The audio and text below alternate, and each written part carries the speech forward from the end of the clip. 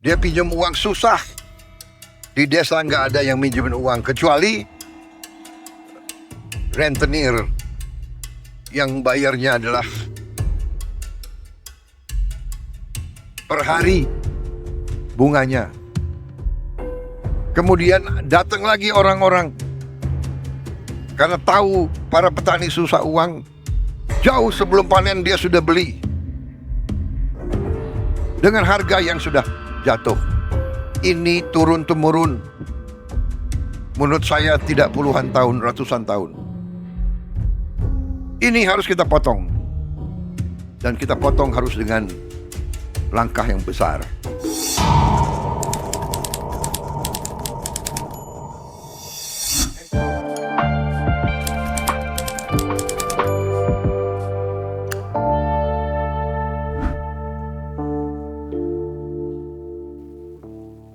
Mereka bangun saat langit masih gelap, ketika embun belum selesai jatuh ke bumi.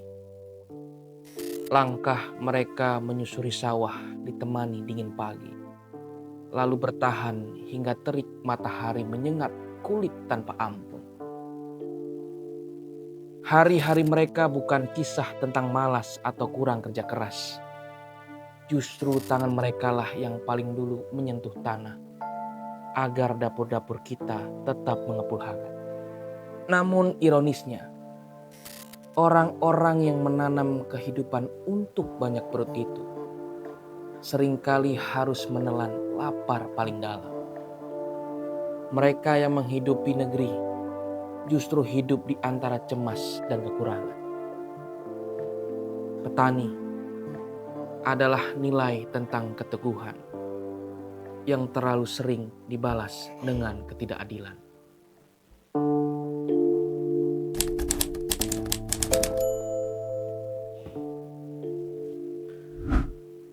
Pertanyaannya sederhana, tapi jawabannya menyakitkan. Kalau panennya melimpah, kenapa hidup mereka tetap kekurangan? Sebab yang menentukan harga seringkali bukan tangan yang menanam, melainkan tangan yang menguasai jalan pulangnya hasil panen. Di ujung rantai itu ada tengkulak, aktor lama yang diam-diam memegang kendali atas nasib banyak petani.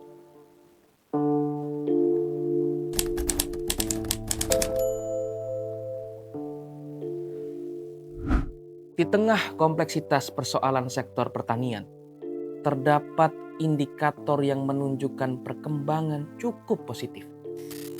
Pada Agustus 2025, BPS mencatat nilai tukar petani Indonesia berada di angka 123,57.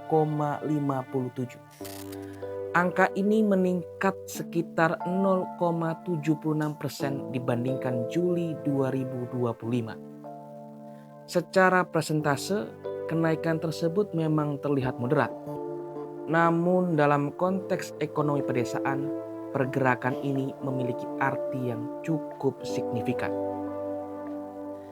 Kenaikan NTP menunjukkan bahwa pendapatan yang diterima petani mengalami peningkatan relatif terhadap pengeluaran yang mereka tanggung, baik untuk kebutuhan konsumsi rumah tangga maupun biaya produksi pertanian. Dengan kata lain, daya beli petani mengalami perbaikan. Data ini menegaskan bahwa petani bukan hanya berperan sebagai produsen pangan, tetapi juga sebagai penggerak ekonomi domestik, khususnya di wilayah pedesaan.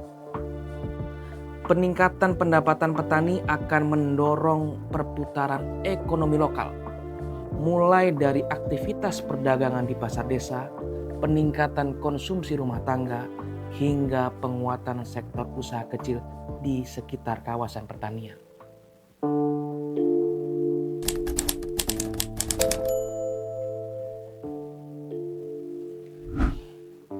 Pernyataan Presiden tentang Koperasi Desa Merah Putih Basmi Tengkulak dan Rentenir bukan sekedar slogan tentang ekonomi rakyat.